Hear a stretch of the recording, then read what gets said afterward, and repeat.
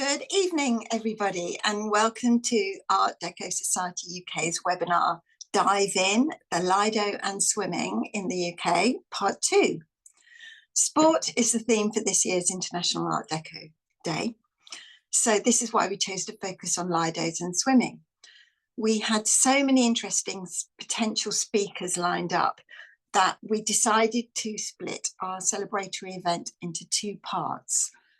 So following a very successful part 1 back in May, we're now delighted to deliver part 2.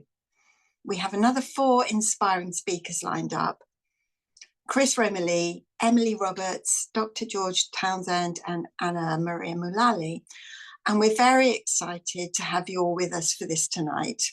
I'm Ruthie Good. I'm the events coordinator for the Art Deco Society UK. And I'll shortly be introducing our chair for the evening. But first, I would like to share some helpful information with you. So, auto-generated captions, if you require these, just click on CC Live Transcription, the button on your screen, and then click on Show Subtitles. Next, a reminder that this is the webinar format, different from a normal Zoom meeting. So we can't see or hear you at home, so sit back and relax and don't worry. Finally, the question and answer session at the end. Please put any questions or queries or comments relating to any of the talks at any time in the Q&A section on your screen. Just do this at any time. And we'll ask all the questions at the end after the final speaker has finished. You can also use the chat function to share any thoughts or to raise any issues you might have with sound or video. Our lovely chair of the Art Deco Society UK, Lucy, is here behind the screens to help with any technical issues or problems that you might have. And finally, as always, please be respectful with all your questions and comments. I know you will be. That's it for house rules. So we can now move on to the part we've all been waiting for. And I'm delighted to introduce our chair for the evening, Dr. Kathryn Ferry. Kathryn chaired Dive In Part 1 for us, and we're really lucky to be able to welcome her back again. Kathryn is an historian specialising in the architectural and cultural history of the seaside. She's the author of books on beach huts, seaside holidays and bungalows, as well as the official history of Butlins. Her next book on 20th century seaside architecture will be published in the spring by Batsford. She loves Art Deco, and she's well known on Twitter, or X as it now is, as being a fan of 1930s beach pyjamas. So thank you, Kathryn, and now it's over to you. So if you'd like to unmute yourself and start your video. Thank you.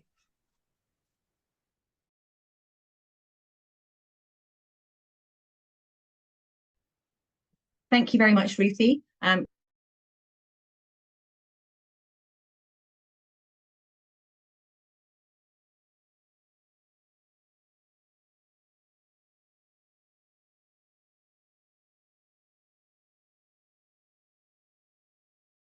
A few slides in the seaside specifically.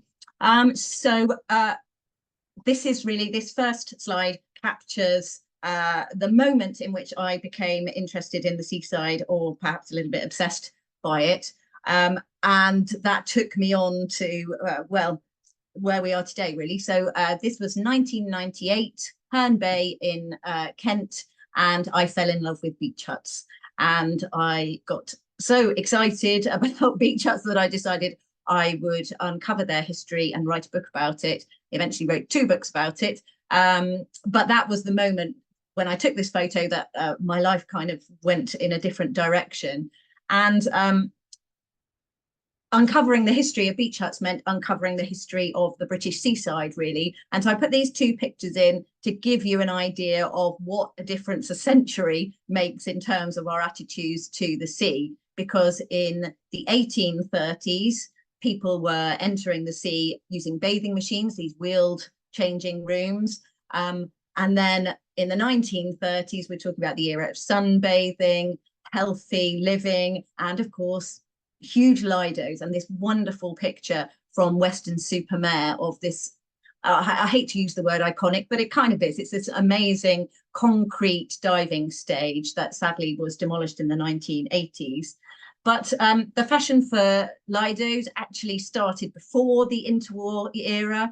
So the South Bay bathing pool at Scarborough was actually opened in 1915. And the South Shore baths at Blackpool, which were huge, they opened in 1923. So really before the era we think of as Art Deco, and they were in quite a classical style. And my new book sort of discusses the distinction in these between these types of architectural expression. Of course, lidos in the 1930s became a kind of visual metaphor for the era. And we're going to be hearing about bathing costumes a bit later, but this image, I think, just sort of, this is from Tyneside Pool in Plymouth, an advertising image from, I think, 1937. And you just want to be there, don't you? It just looks fantastic.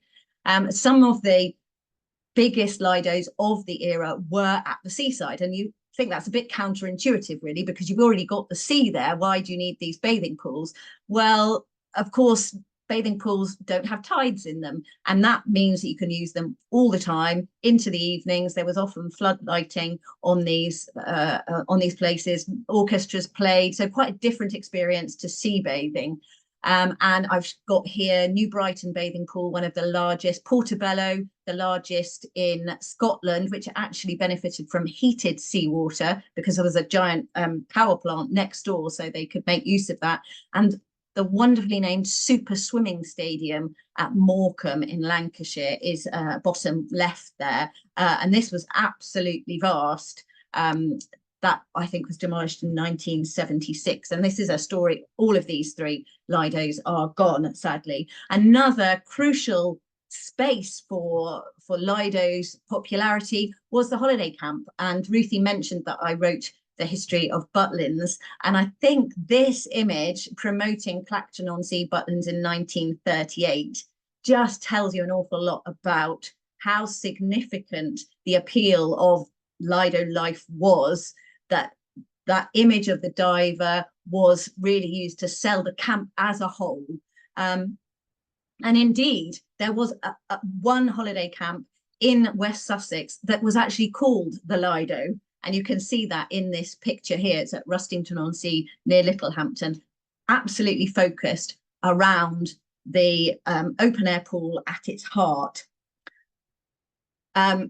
Just a little bit more about me since I've fallen in love with beach huts and done all these other works. I am now a founder member of something called the Seaside Heritage Network, and that's our website there. And with our next speaker, Chris, he contributed to an event we did about seaside swimming in July, I think it was, and the video of that is available to view on our website. But we are trying to celebrate seaside architecture and heritage more widely. So if you're interested, do give us a look. That's just one of my book covers.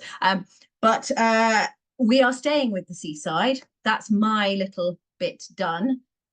We are staying with the seaside, however, because our first speaker is Chris Mullally, who's going to be telling us about sea pools.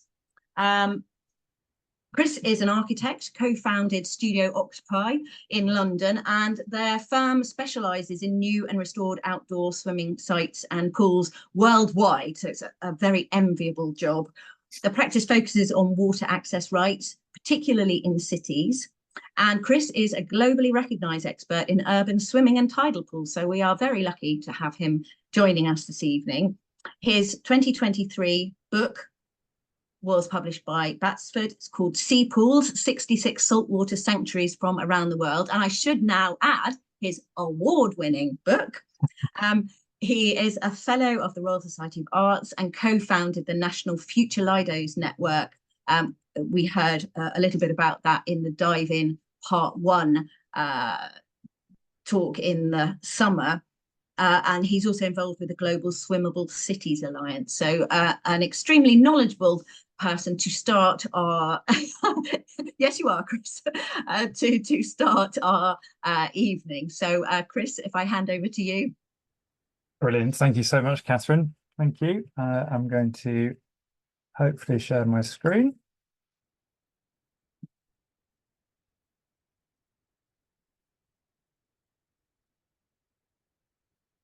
And there we go. Hopefully everyone can see that. So thank you so much for well, thank you for that introduction. Thank you so much for having me here. I think Kathryn has said all that needs to be said about me, so I am going to get stuck in. I'm going to give you a very quick oversight of my book, dipping into the majority of which were built during the Art Deco period, into the tidal pools which were built then, and then I'm going to show you just very quickly a couple of projects which we're working on in the office, which are restoring 2 Scottish tidal pools, which has sort of the latest update from both of those. So hopefully we can squeeze that into the 20 minutes. So I must keep a look on my time. So this is I was going to say this is home for me. Well, it pretty much is home for me. In fact, George, who's talking later, is also, this is his home too. This is the Serpentine in Hyde Park, and I thought I would just start with this one because the Lido Pavilion, which we have a coffee in after our daily swim, was built to provide mixed bathing and sunbathing facilities for Londoners in 1930. Although the first Serpentine swimming race, Christmas Day swimming race, was held in 1864. So this place is one of the earliest swimming clubs, sports clubs even, in the country. As the first commissioner of works in the Depression, George Lansbury was the one who was keen to improve recreational facilities in the park and across London, and he appealed for funds to build the pavilion, and a Major Colin Cooper came to his rescue, and gave half the funds for the building of the pavilion which we see today. So there's a little bit of insight, but this is where I do most of my swimming.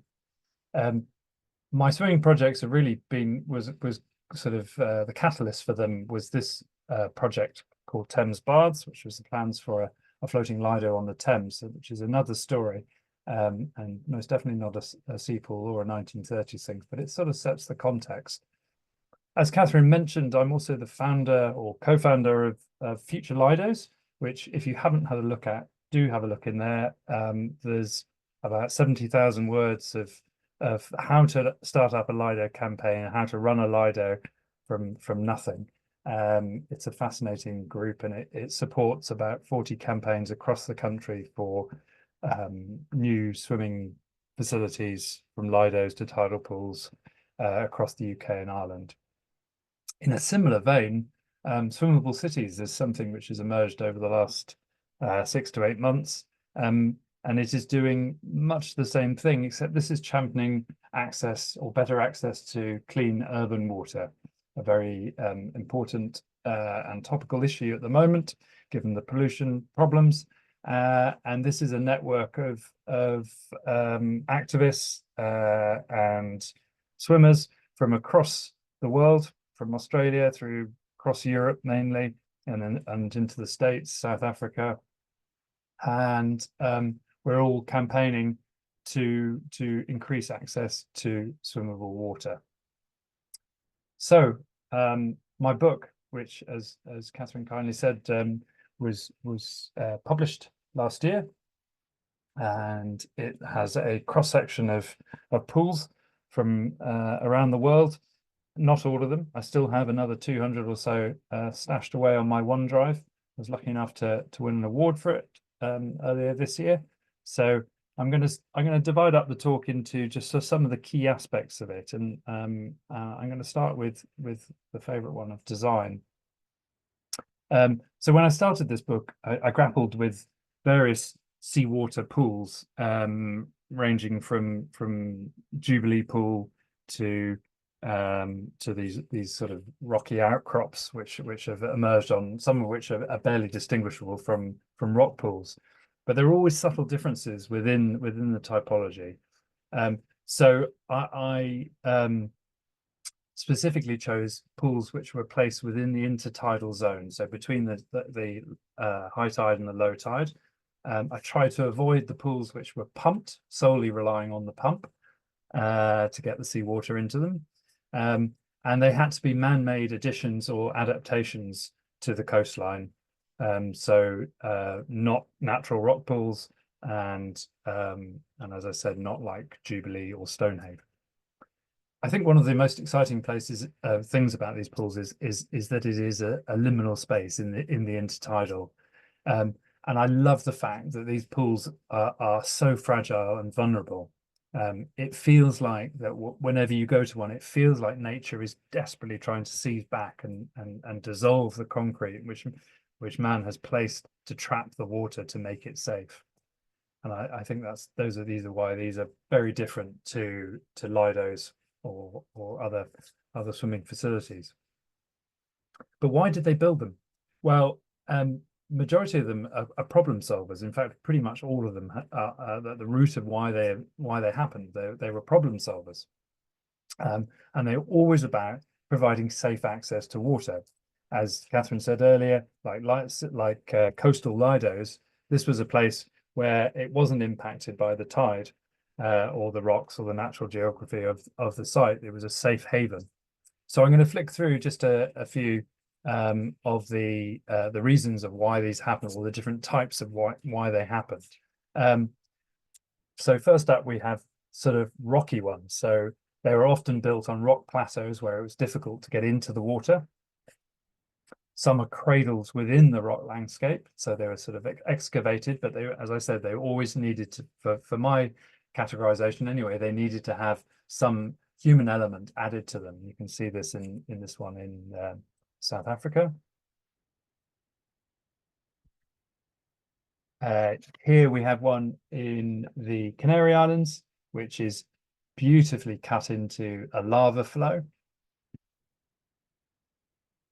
And here in South Africa, dammed from by a natural cove, which has just been closed off. This one's an amazing creation, built in 1928 in Dinard in France, and it has a tidal range in this area of the coast of about 15 meters. So this pool really just sorted out the whole problem of having access to water at low tide. So this is the kind of area where you walk for about a mile in a foot of water, desperately looking for somewhere to submerge into. Well, in 1928, they solved the problem by building this stunning tidal pool. And in fact, the architect behind this also did a lot of the change huts along the coast here.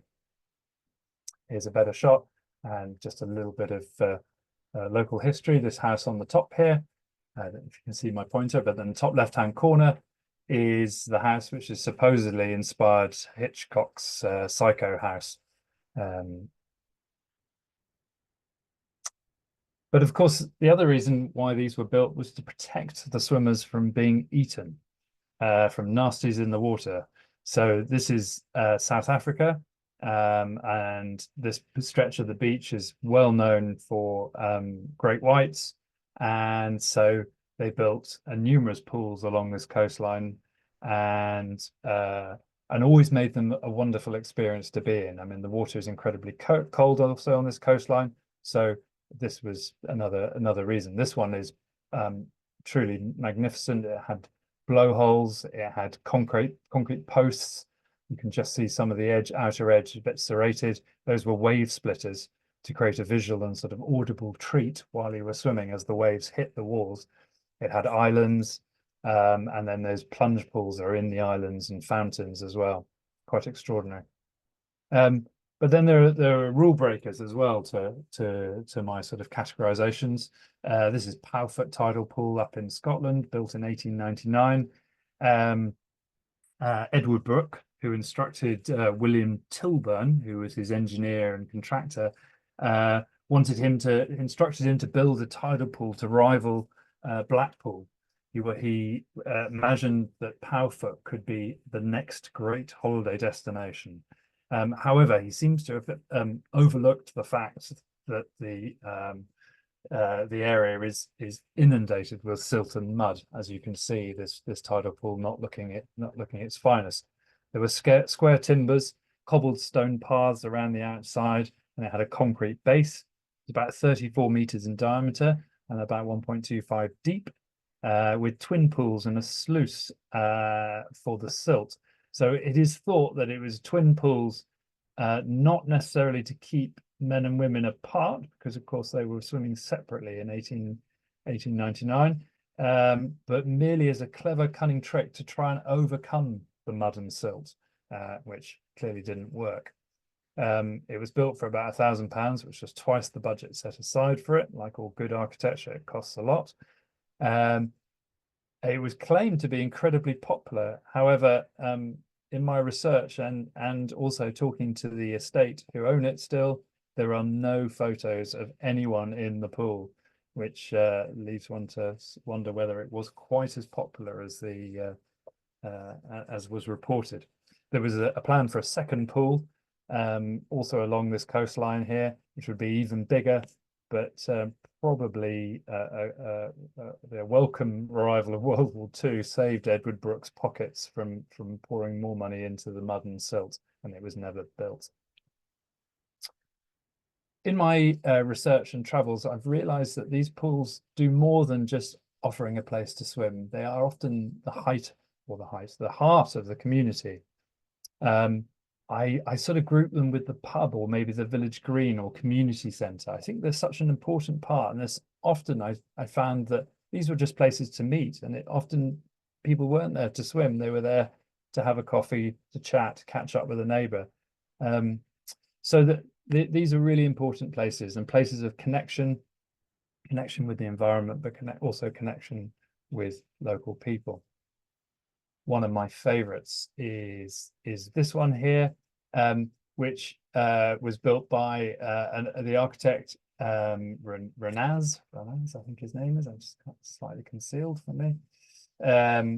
And he also got the opportunity to design all the terraces around it as public spaces for the community to engage in other activities, which is rather beautiful. And it's an incredibly grand staircase leading down to the Wishbone pool. And it was this pool and others which inspired the term sort of liquid piazzas, that these pools were, as I said, places to meet and swim and enjoy the community. Some of you will recognize this one. This is Margate. This is Walpole Bay, and it does a wonderful job, this pool still, and caters for the whole demographic of Margate, which, as we well know, is a very broad demographic there. Kathryn Ferguson and Anna Hart made a film called Taking the Waters, which is a beautiful film, well worth looking at.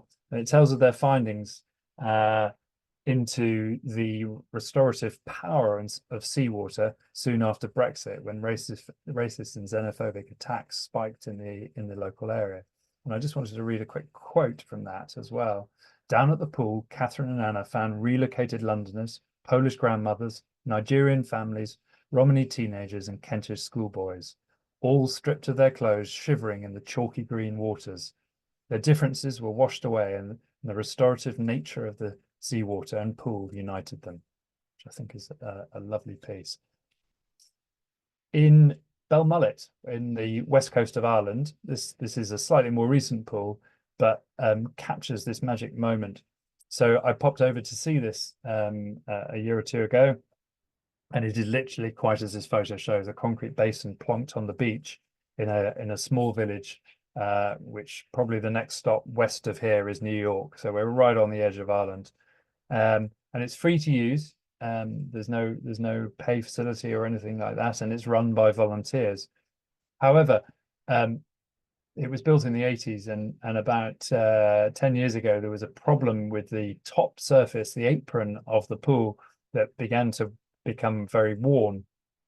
And so the council came along and offered to repair it.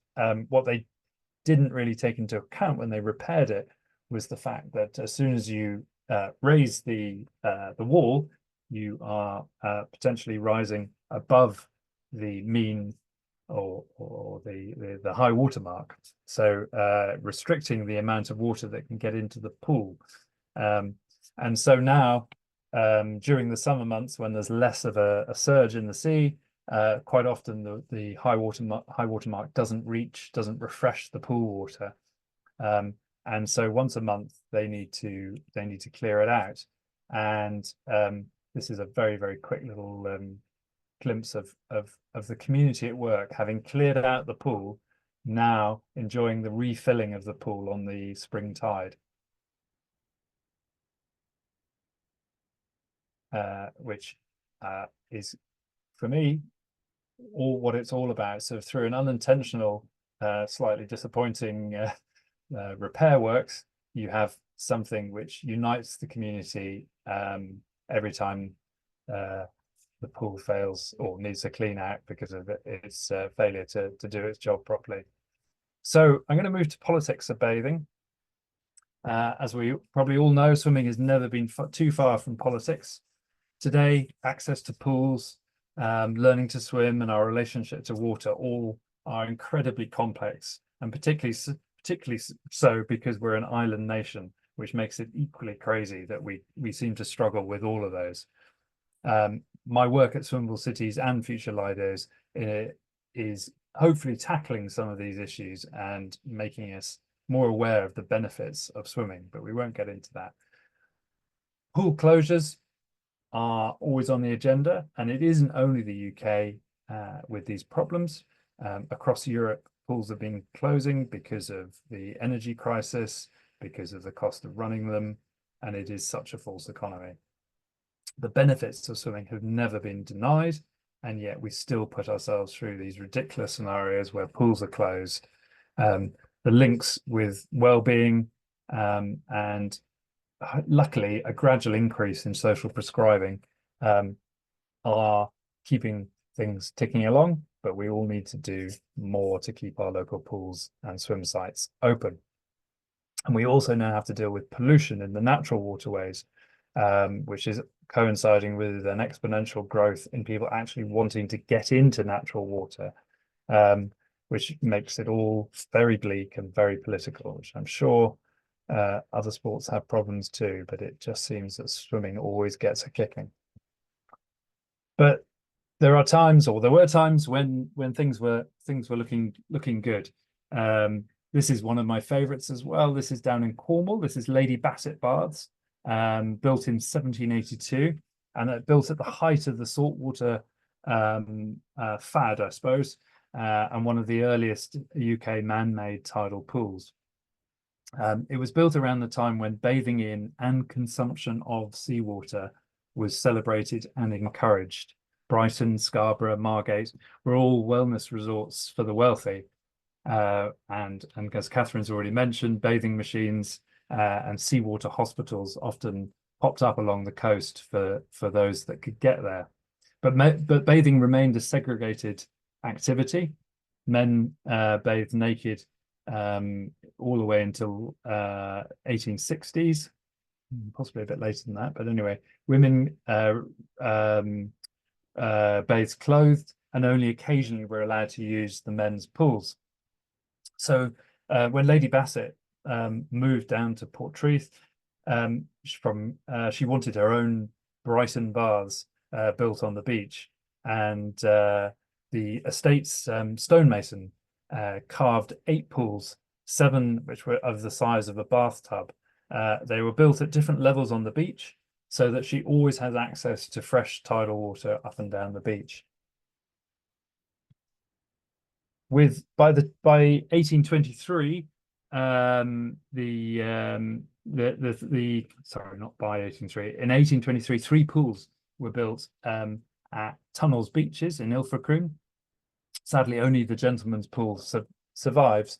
But just as an example of the segregation and tightly monitored aspect of gendered bathing, the women's and the men's pools were separated, and a bugler sat between the two And every time a man glanced over or attempted to get near the women's pool, and vice versa, the bugler was sounded and the police were called, and the offending swimmer was removed. And it wasn't until 1905 that mixed bathing was permitted here. But of course, trains arrived as well in the UK, and this changed the access to sea bathing and increased its accessibility. And it's worth adding here that segregated bathing was still occurring in places until the 1940s, and racially segregated bathing in the US continued until the 1970s. Not all pools have survived, and this is a rather sad story of Graf's Pool, which I think I'm not going to tell the story on this one because it's a long story and I think time is short, but it is a fabulous story and well worth looking up or reading in my book. Future pools. As far as I know, this is the newest tidal pool built anywhere in the world, built as part of a development in Norway. But the return of tidal pools is absolutely in demand, and I think rather critical. The cost of energy has impacted indoor pools, and outdoor pools, and like tidal pools, cost considerably less carbon. Outdoor swimming is on the rise, and these things can be integrated into coastal infrastructure and flood protection projects. So it's I'm working on a couple of projects at the moment for new tidal pools, and it's really interesting having the conversations about how they stitch into the sort of coastal landscape. But a very brief insight into a couple of special pools, special because we've been lucky enough to be working on them in my practice at Studio Octopi. This is Saltcoats on the west coast of Scotland, which is one bathing pond, 3 ponds built on the salt pans in the late 1800s. It was a major attraction across Scotland to come and swim here. And at the time, it was the largest tidal pool in the country. The pavilion, as you can see in the background there, had a rooftop balcony, and yes, those are floodlights on the top of the pavilion to enable midnight bathing. Can you believe that? Midnight bathing in just west of Glasgow. Crowds often exceeded 2,000 people per day, and even reached 4,500 people in July 1933. However, attendance dropped off like so many Lidos after an indoor pool was built, and cheap flights started to the continent. And in 1983, the pavilion and access steps were all demolished, and all that's left was a smaller version of the swimming pond, which was adapted. COVID brought a change to this, and the local community got in touch and asked us to try and work out how we can get people back into the pool. And so we've designed these little pink inserts into the landscape to enable people to get back into the pool and ensure that all abilities are able to enjoy the space. As you can see, the rocky outcrop there does make it particularly difficult, but we're hoping that the ramps and the walkways and the stairs will resolve that. Moving quickly over to the east coast, or the northeast coast, this is Tarlaire, which is about an hour north of Macduff, and it was built between 1930 and 1934, and was one of 160 open-air pools built in the UK around this time. Tarlaire is one of only 3 surviving seawater pools in Scotland. It has remained largely unaltered, which makes it one of the UK's most precious outdoor pools. The site is Category A listed, which is equivalent to Grade 1 in England, but has remained at risk since 1996. It closed soon after a wet concert, very appropriately. It was carried out there. At its peak, the pool hosted swimming galas for the local area, but again attracted people from all over Scotland to come and swim here. So there's a swimming pool on the right of my image there. You can still see the diving boards and the slides, and an enormous amount of people watching. Changing rooms in the background, and then to the left of the image is the boating lake and paddling pools, so 3 pools in total. And then on the far left you can see the pavilion, which is a sort of Art Deco sugar cube crystalline, sort of beautiful structure, all concrete, and very much a seasonal pavilion. Initially, we thought the pool was a tidal pool, but further research has made it clear that it was built as an outdoor swimming pool. It has scum channels and a complex pump system to ensure that the seawater was circulated throughout the whole place. This is how it now looks, or this is how it looked a year ago, I suppose.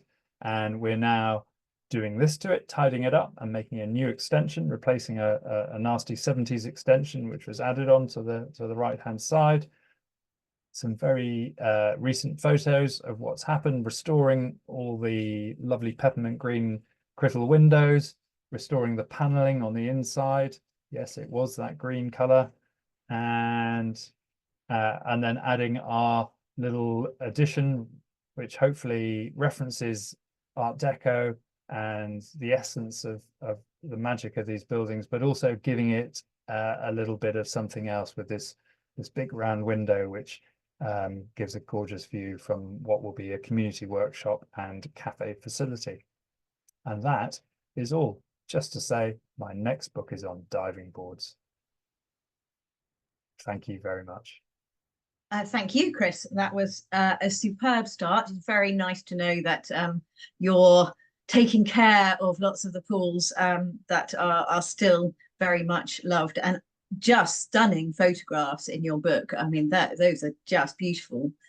So thank you very much for sharing those. Nice to hear as well that there has been a tidal pool built since the millennium. So this is, yeah, we're all keeping our fingers. Yes, absolutely. I'm sure we're all with you on that one. So thank you very much for that. We'll come back to questions, as Ruthie said, at the end. But if you've got one in your mind now, do pop it in the chat. And now we're going to move on to our second speaker, who doesn't need to be sharing her screen. Emily Roberts is a composer and lyricist, and has written 5 full-length musicals to date. So she is going to be giving us a musical accompaniment to her presentation this evening. So Emily, if you want to start your video and unmute yourself so we can see you. Thank you very much indeed. Her musicals have been about topics such as farming, widowhood, and the Eurovision Song Contest, so quite a wide range. And this year she wrote a musical about the restoration of a seaside Lido called All Those on Board, which toured across 7 different northern venues. And that was inspired by a chance meeting with the Save Grange Lido group in Grange over Sands. And I expect some of you might have come across that because they have quite an active group on social media and things. And they have been raising funds to restore their Art Deco Lido. So Emily's love of Lidos dates back to the late 70s when she was a regular visitor to Ilkley Lido in West Yorkshire. And I'm reading this, she's built a large pond in her own garden, which is most impressive. Quite a lot slimier than a Lido, she says, but she enjoys swimming in it throughout the summer. And I think we're all slightly jealous of that. So she's going to tell us about her experience of writing an original musical about the restoration of that Lido, how the musical came about her research, among enthusiasts and community groups, how Lido swimming hats were designed specially for the show, and how a British Lido aesthetic was achieved with simple stage props. So this is, I'm really looking forward to this, Emily. So I think without further ado, I'm going to let you launch in. Thank you. Right. Thank you very much, Kathryn, for the introduction. I'm assuming you can all hear me. So I'm going to launch in. The musical All Those on Board started with a song called Love Your Lido. Can you all hear me, Kathryn? Is this happening? Yeah, we can hear you. Chris, do you want to stop sharing your screen, please, so that we can see Emily full screen? But we can hear you all right, Emily, so you're fine with that. I think I have stopped sharing it. I don't. Oh, sorry, I can see there yours. We go. Yes, there we go. Sorry. Lovely. Thank you very much. Great. Okay, I'll disappear now then. Okay, thank you. So as I was saying, I wrote the musical earlier this year, and as Kathryn just mentioned, we performed it across 7 northern venues, and the musical began with a song called Love Your Lido, so I thought I would sing that for starters to you now.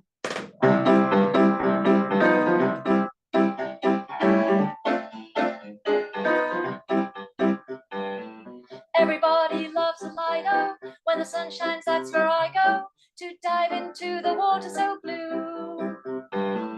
Everybody loves a Lido. Feels great to swim outside. Oh, there's nothing I like better to do. Everybody loves a Lido with our towels laid round the side, so we bask all day in glorious sun. Everybody loves a Lido. Couldn't be more satisfied. Oh, than when we're there and we're having fun. The golden age of Lidos was the 30s. They were popping up in every town. Decades later, several silly turkeys were misguided when they decided to close a whole lot down. Everybody loves a Lido, off the board and down the Slido. We dive and jump again and again. Everybody loves a Lido, where there's lots of British pride, so we swim although it's pouring with rain. The local Lido isn't just for swimming. For people watching, it's the place to be. Even if your breaststroke isn't winning, if you've a passion for swimwear fashion, there's plenty there to see.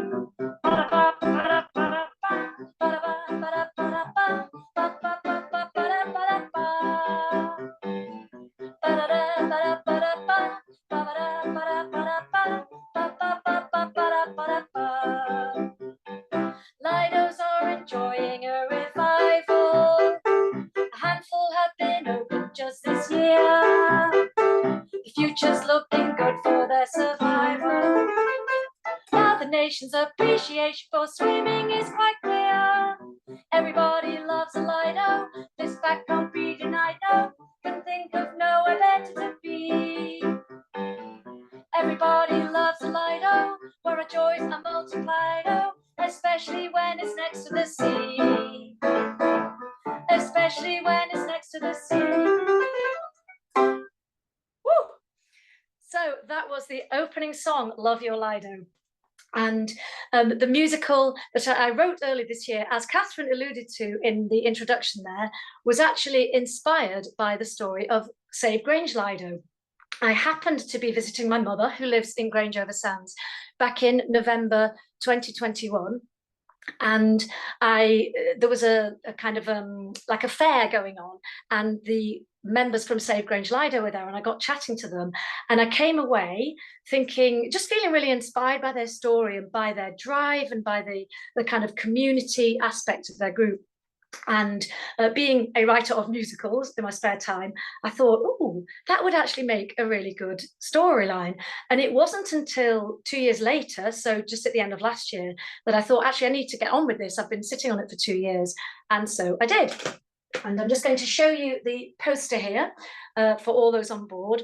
So this was the poster that we had for the musical. And you can see there, it's got the nice inline Art Deco font, appropriate for the Art Deco Society talk there.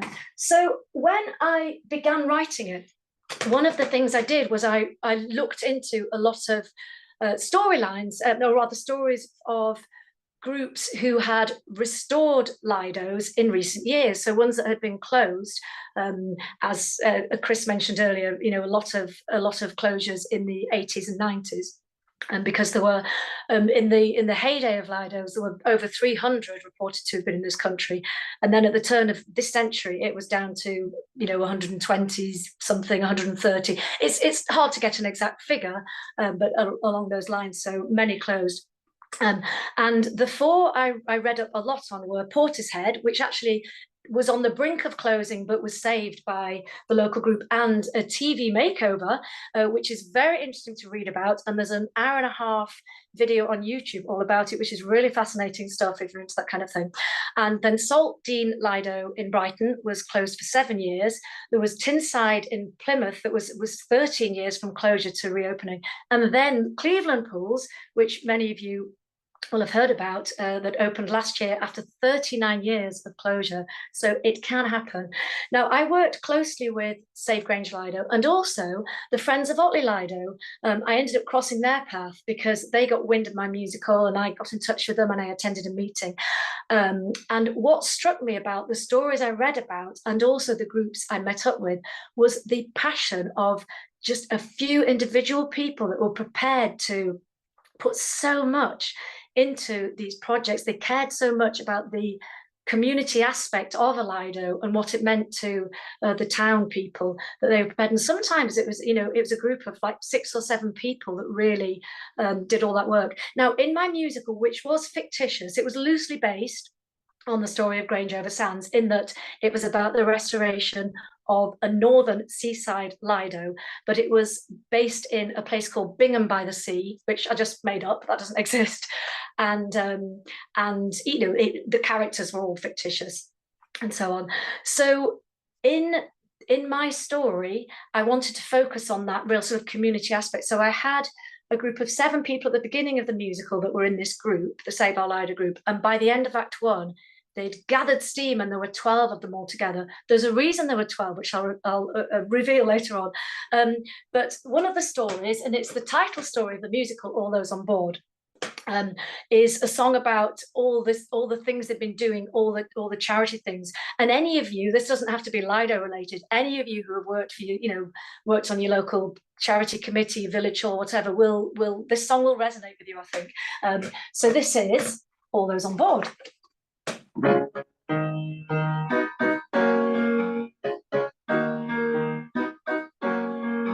This has gone on for way too long now. We're all worn out from the effort we made. We haven't stopped trying to reach the target. No time for breath when there's cash to be raised. We've had cheese and wine, barbecue, Kaylee, coffee, morning, afternoon tea, 80s night, water fight, midsummer ball. We've had silent auction, silent disco, bake sale, book sale, quiz, bingo, 10K marathon, all night dance-a-thon. We've tried it all. It's time to bring something else to the party so that we can see our Lido restored. So listen to the new plan, everybody. Let's go to greater lengths. All those on board, yeah.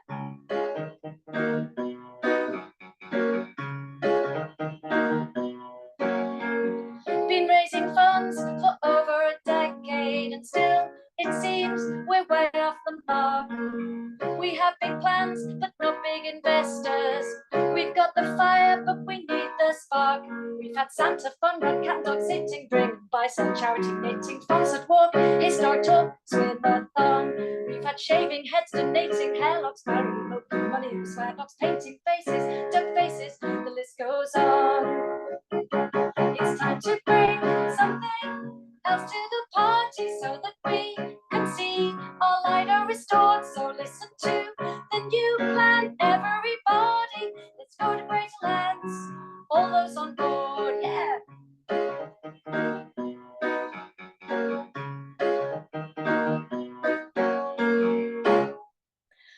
And I'm not giving you the full song because, time is of the essence. So I'd rather give you like little bits. And also, I must say that in the actual show, I did have a few other people playing with me. So we had ukulele, guitar, we had clarinet and other bits. But you've just got me and the piano tonight. Anyway, moving on. One of the other things I wanted to research to get the real sort of flavour of the Lido culture was actually just sort of chatting to people about what Lido's meant to them. So this was sometimes just reading articles online, or once people knew I was doing the musical, I did get quite a few articles sent to me, which was great. So I really enjoyed reading all of those. And also just chatting to people in towns like Grange, where the Lido's been closed for over 30 years, and Otley, and drawing on my own experience of Lido's. As Kathryn mentioned, I was lucky enough to live relatively near Ilkley Lido in West Yorkshire, and that formed a really significant part of my childhood, and particularly the teenage years, where we'd just go, like a big group of us, would just, sometimes with my family, sometimes friends, sometimes a bit of both. We would just go, we'd sort of get there when it opened, and we'd stay all day, and we'd take sort of badminton rackets and sponge ball and beach balls, and we would we swam a lot. But we also just kind of hung out there and just had a lot of fun. And one of the things I wanted to get across in the musical was the importance of that, and what, the feeling. And again, as Chris has just mentioned, in his experience traveling around and chatting to people, the feeling of community is huge. And I think that's often, was perhaps underestimated in the time of those closures, of how important it actually was. So I did, as a kind of scene changing mechanism in the musical, each character at some point had a little monologue, or sometimes a dialogue, so they were paired up sometimes. And I wanted to share with you just 3 of these that showed sort of different types of experience that people had with Lidos. So the first one was one I called Lido Closure. So this was kind of, again, drawn upon real experiences, but fictitious in the story. We spent every summer at the Lido in our teens. It was the centre of everything. Friendships were made, romances were formed, parties were planned. We were gutted when they closed it in the 1990s. The bottom dropped right out of our world.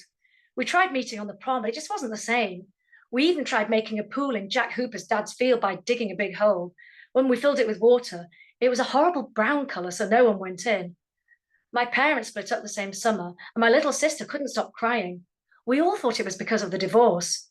When my father asked her about it, she said it was because the Lido had been the best thing in her life, and it was gone. So that was one of them. There was another one, which I called The Beauty of the Lido. And this was by one of the characters who in the story was the photographer and the videographer for the Lido group. I first went to a Lido when I was in my teens. It was Jesus Green Lido in Cambridge, near where my grandparents lived. It's still there now. I just got my first SLR camera and I took it to the Lido with me. When the pool was about to close, the evening sun came out and lit up the expanse of water. It looked amazing. I could have taken 100 shots, but getting them developed in those days was a pricey business, so I only took 2. I still have them. Of course, if you took a large camera to a Lido these days, you'd be escorted off the premises and called all the names under the sun. It's a shame, because from a photographer's point of view, there's nothing quite so aesthetically pleasing as the turquoise beauty of a Lido.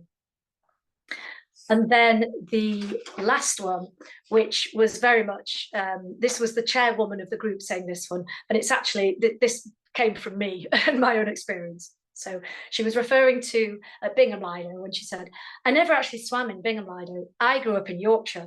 We had Ilkley Lido on our doorstep. I spent lots of time there when I was young. The Lido was a central part of all of our lives. It wasn't just the children and the teenagers, it was everybody. On a hot day, most of Yorkshire piled in. It had lots of green space around it where we used to play badminton and sponge ball. There was a great cafe there too, where they served hot chocolate and wagon wheels. We used to queue up there in bare feet on the warm tarmac path. Someday soon, I hope a new generation of children will be queuing up for hot chocolate and wagon wheels at Bingham Lido. Now, when we get to the beginning of Act 2 in the story, the phase 1 has been completed, so it's like a year on from the beginning of the story. And phase 1 in this story was the completion of restoring all the buildings and the sort of just the buildings, the structure of the pool, so everything but the pool. And there was a little song that they sang at the beginning of Act 2 called All We Need Is a Pool. So I will give you a little bit of this one too. So the building work is finished. Phase 1 is complete. Join us on the terrace, it's the perfect place to meet. The Lido site is looking good after all the restoration. Sunshine and the sea, an ideal combination. Some go abroad this year, come visit us instead. But don't dive into the Lido yet, or you might bang your head. We got the deck chairs, we got the beach towels, we got the promenade. We got the cafe, we got the ice creams, we got the cute lifeguard. We got the lilos, we got the beach balls, we got the sea so cool. We got just about everything, now all we need is a pool.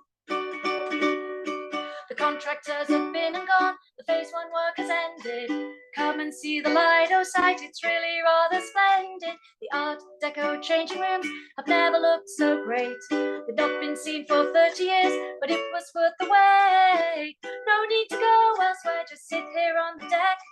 But don't try diving off the edge or you might break your neck. We got the deck chairs, we got the beach towels, we got the promenade. We got the cafe, we got the ice creams, we got the cute lifeguard.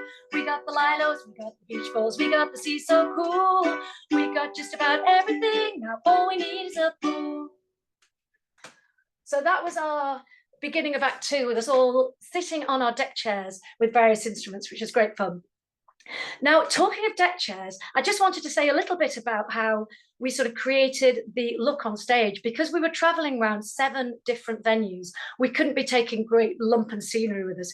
So I basically sourced 7 deck chairs, and I took off the slings that were on them, because we found when we sat in them, they were a bit too low down, because for a deck chair, you want them to be nice and comfortable, but when you're trying to sing and jump up and do choreography, you do need them to be a bit tighter.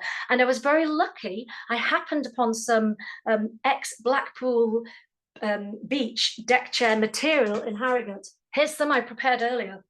So you can see here, these are just 3 examples of the fabric I used. And that gave a really nice sort of vintage seaside look on stage. And they were on stage the whole time.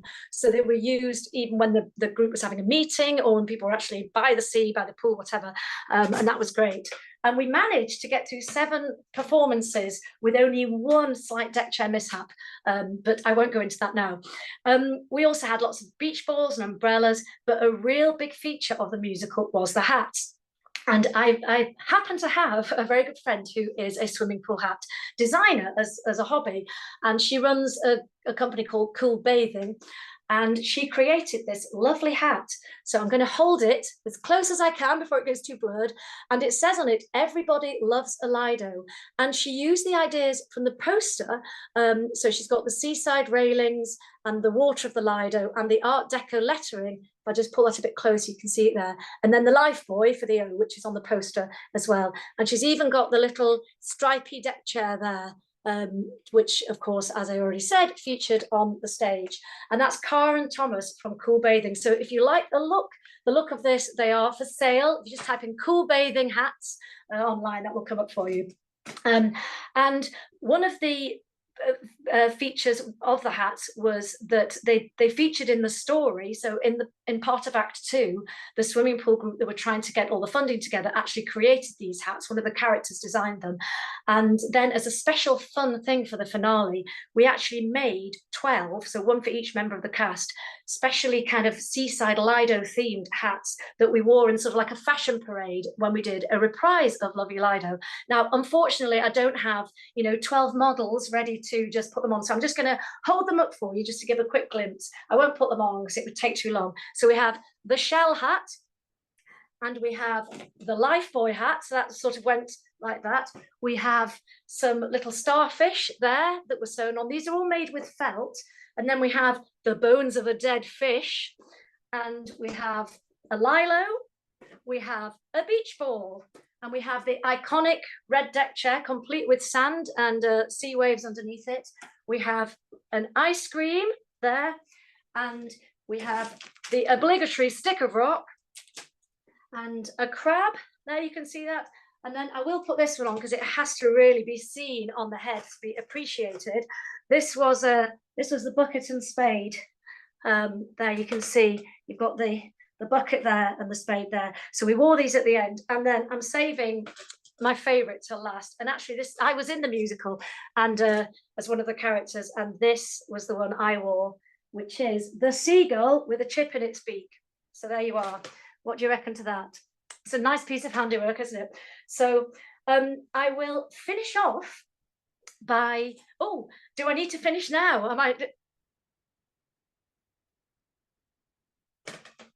muted myself. Sorry. If you're at the end, that's fine. Yeah. Oh, I was just going to do a last little thing, but shall I quickly do? That's fine. You give us give us the finale. I'll give you the finale. So the finale, I just wanted to do a last little bit, which was the final song, and just to tell you that, and I'm not spoiling the surprise here because the musical's been and gone, that it all ended very happily for the fictitious Lido group, and they sang a little song at the end. And now, do you know what? I'll just give you a teensy bit of it. I won't give you the full whack. I'll just give you the ending where they are singing to, where have I gone?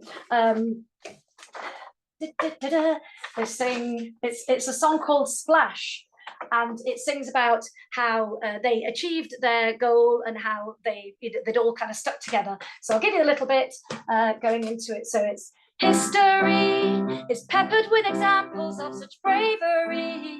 People through the years who go the extra mile for a cause worthwhile, not always knowing quite where they are going. And here we are, we stuck together and we've come so far.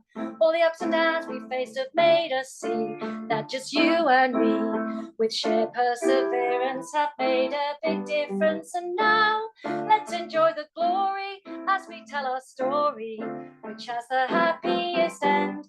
The first length was the one in which we slowly built our cash. The second length, investors kindly added to our stash. The third length made our fortune with a nearly naked dash. And now at the last, we're going to make a splash. So that's, and we finished with a nice umbrella display. So we did a splash and spun our brollies round. Right, I better stop there because I feel I've done my bit now. So thank you for having me, and I hope you enjoyed the musical snippets. Emily, that was brilliant. Love your lyrics. I think anybody, as you say, who has taken part in that kind of community fundraising passion project, because it is a passion, isn't it, could completely understand everything you said in that All Those on Board song. I think that was fantastic, and I want me some of those hats as well. They are just marvelous. I could go do my lectures in those hats. That would be absolutely fantastic. Thank you very much, Emily. I'm going to now introduce Dr. George Townsend, and we're going to go from the seaside, we're going to go to the riverside now. Dr. George Townsend is an independent writer, researcher and curator. He lives in the Vale of White Horse and specialises in the history of freshwater bathing in the UK. So he wrote his PhD in English and Humanities at Birnbeck with a thesis, A Cultural History of Parsons Pleasure. And he's curated projects, one of them very appropriately called Dive In. We like that. A History of River Swimming in Oxford in 2023 at the Museum of Oxford, and Parsons Pleasure and the Ponds with the printmaker Duncan Montgomery, which travelled between galleries in Oxford and London this summer. So all very current work. This evening, he's going to give us a case study around Henley swimming baths, tracing a lesser known thread of interwar bathing culture. And that's definitely the case for me in terms of river swimming pools, and taking the Henley Baths opening celebrations, which was 90 years ago this year, as a jumping off point from which to tell us more. So I'm going to leave it to you now, George. Thank you. Great, cool. Thanks so much, Kathryn. And yeah, thanks Emily and Chris. And Emily, I absolutely loved those songs and the hats and everything. That was so cool, really fantastic. And yeah, thanks for having me to the Art Deco Society as well. I will go ahead and share my screen. I get my slides up.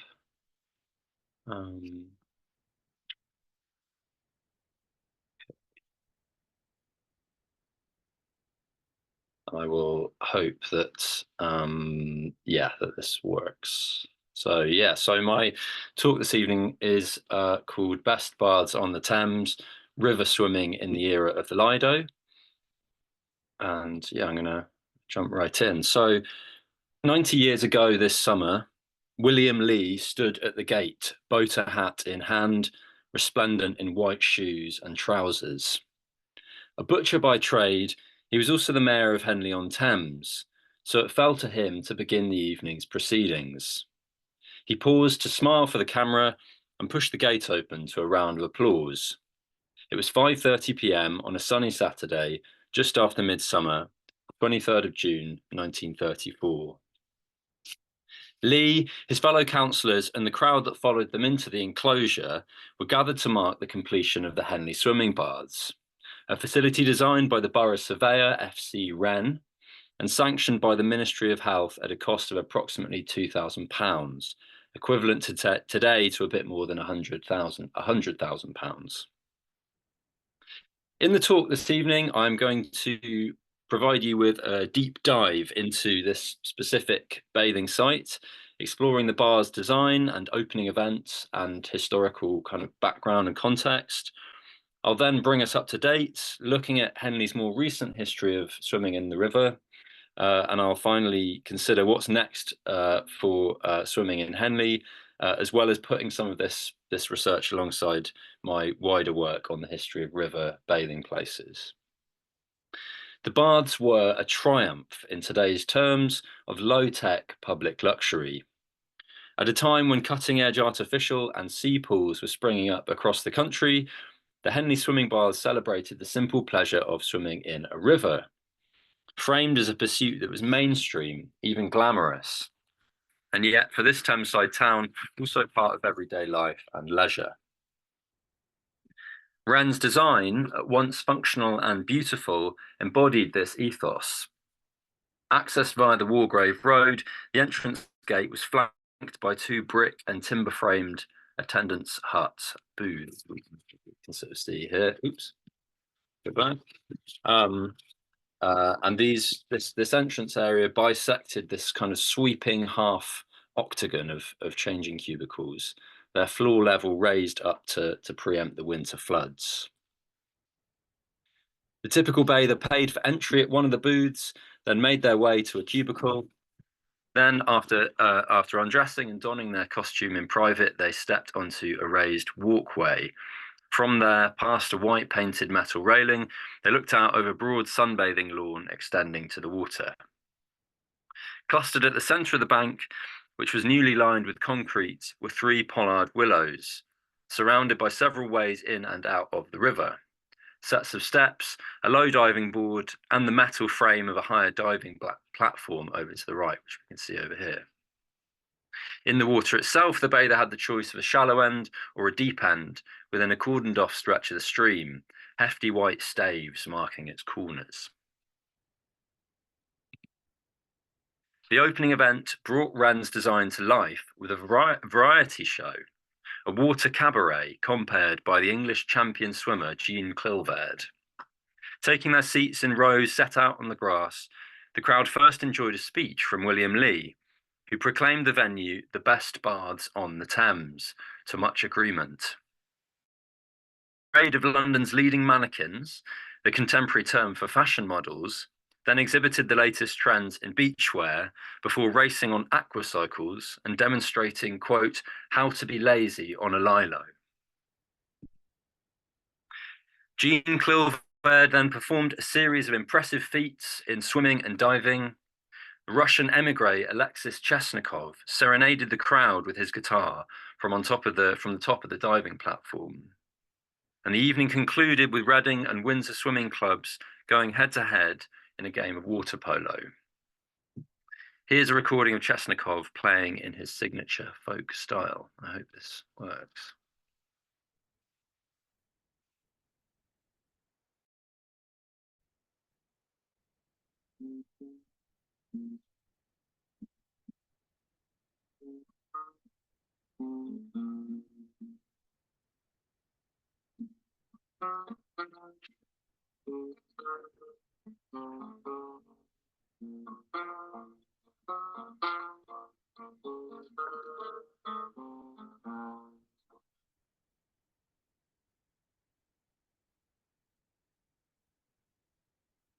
Henley was by no means new to swimming in 1934. The previous August bank holiday weekend, 2,725 bathers were recorded, equivalent to 40% of the town's population. In effect, the baths updated and rebranded a place traditionally known as Solomon's Hatch, as it's marked here in this guidebook map. This was a favourite watering hole before William Lee and his fellow grandees were even born. The first reference I found to the site comes from 1771, when a meeting of the Thames Navigation Commission notes that barges stationed at Solomon's Hatch were preventing the Berkshire bank from being used as a towpath. The spot then reappears as an informal bathing place in the 1840s, with newspapers reporting a series of accidental drownings in the Thames at a part called Solomon's Hatch. As the writer Caitlin Davis records, the first move to make improved bathing accommodation at Solomon's Hatch came in 1871, through the creation of the Henley Bathing Company. By the 1880s, there were a free and a paid swimming area, as well as changing sheds and ladders. The first Henley Swimming Club took to the water in 1894. For some, bathing became an indispensable part of everyday life. William Wing, an earlier borough surveyor, bathed first thing every morning all year round, as well as acting as secretary to the bathing company on a voluntary basis. The spot was popular with tourists as well as locals. One visitor mentions rising early for a plunge into the glorious stream at Solomon's Hatch, then back to breakfast with such an appetite as only swimmers can approach, after which a quiet, digestive cigar. I never could find out who the particular Solomon was that the place was named after, added another. But the bathing place is a capital institution. The water is clear and the bottom sandy. Between the hours of 11 and 1, it's reserved for ladies only. And I'm glad to say a good many avail themselves of this opportunity of learning the art of swimming. The origins of the name Solomon's Hatch remain mysterious.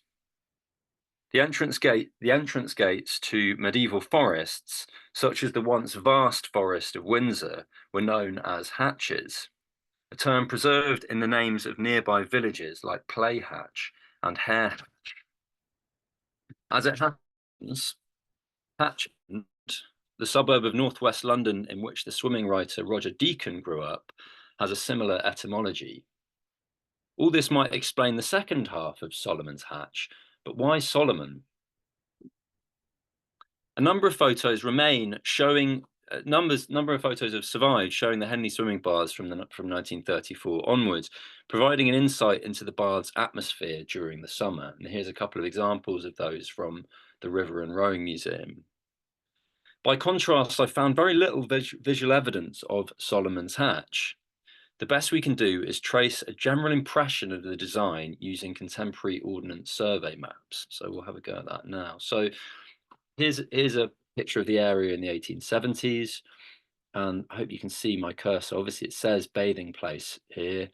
And I believe what the bathing place was made up of at this time was basically just a little screened off area that was kind of accessed by a footpath up to the road, and it faced out over this island in the river known as Rod 8 or Rod Aot. Then in the 1890s, we get a slightly more elaborate design. There seems to be some kind of platform accessed by a sort of jetty there, and perhaps also a smaller kind of enclosed area. We get a little bit more detail in 1910. It looks as though here along the path there's what we might imagine is a little pay booth, and then out on the jetty, out on the water, perhaps there's changing cubicles facing out onto this kind of decking. And then the design all changes again and moves back onto the land by the 1920s, and we have the beginnings of this enclosed area of riverbank lined with some changing cubicles. And here again, we have the full Henley swimming baths design for comparison. It is clear then that the Henley swimming baths of 1934 literally built on a pre-existing site and tradition of public bathing, a well-established part of social and the social and the physical life of the town. The 30s was nonetheless a really important moment, the new design chiming with a wider resurgence of river swimming, as it did with the birth of the Art Deco Lido. In the summer of 1926, for instance, Tagg's Island near Hampton Court refashioned itself as Palm Beach under the influence of a nearby luxury hotel. This is pictured up top left here. A sandy beach and palm trees emerged, and mannequins and actresses posed for press photographs, the influences of their day. In 1929, a bathing station with ladders and a diving board then sprung up next to Richmond Bridge. This is here on the right. The press hailed the site as embodying the Lido spirit in London. And then, of course, as Chris talked about a bit earlier, in 1930, the Labour Minister for Works, George Lansbury, opened a new pavilion and introduced mixed bathing for the Serpentine in Hyde Park, as we can see in the bottom left here. So this wasn't on the Thames, obviously, but certainly was very influential with Lansbury's Lido, a freshwater pool, inspiring lots of similar projects across the country. A similar transformation took place in Reading. Before the First World War, the Reading Standard published a call for new bathing places in the town. "We do not ask for elaborate structures," explained the correspondent.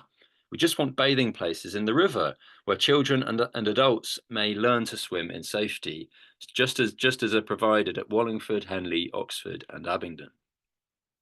Between the wars, Reading then flaunted 2 new bathing areas, both called Lidos, which were in fact designated sections of the Thames. So we have Free Bodies Lido, which you can see top left, and then on the right here, and then at the bottom left is Scowers Lane Lido. Through the mass influence of cinema, a series of heat waves, a new permissiveness around mixed bathing and sunbathing, and a wave of stylish new swimming costumes, the Thames near London and beyond was reimagined as the Thames Riviera. What about more recent history of this place? What happened to the Henley swimming baths after World War II? With a view to finding out more about the baths' later years, I posted on the Henley-on-Thames Past and Present Facebook group last autumn. No pictures appeared. This is another 1930s snap from the River and Rowing Museum, but the memories came flooding in. Henleyites recalled swimming lessons, the certificates they gained, the link between the baths and local schools, including the walk from one to the other. Some remembered Harry Burfoot, attendant from 1950 to 1974, and the teacher Miss Harris, a great encourager who coached us in breaststroke balanced over school chairs. Many commented on the water temperature. Mr. Burfoot would chalk it up in Fahrenheit at the entrance every morning. One poster noted having to this day nightmare memories of freezing cold water and trying to change out of a freezing cold, clingy swimming costume. Another recalled buying hot lemonade from the bath's kiosk and pouring it over their feet to warm their ice-cold toes. Many others were a bit more nostalgic. "Spent so much time there during the summer," one said. "It was always so much fun." Following Burfoot's retirement, the town council struggled to find a new attendant who would take on this seasonal job at a relatively humble wage. The future was uncertain. Then, in the late 1970s, the gate that William Lee opened in 1934 closed to the public for the final time, the booths and cubicles standing derelict and increasingly overgrown. Then, in 1979, this riverside plot entered a new phase as the HQ of Henley Town's rowing club. Progress was gradual, with much of the construction taken on by club members. Then, after 7 years' work, the boathouse was finally ready.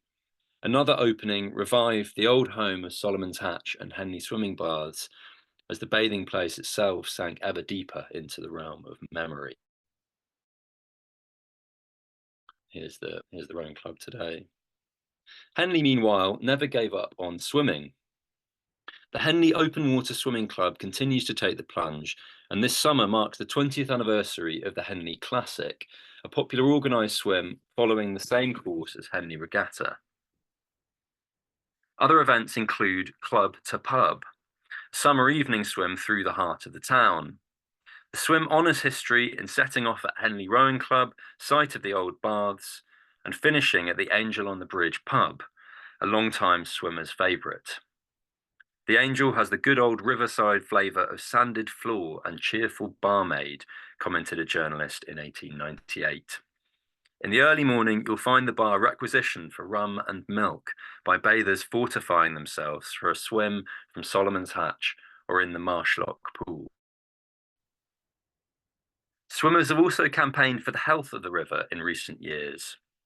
In 2022, a local group called the Henley Mermaids concluded a fundraising swim with a protest.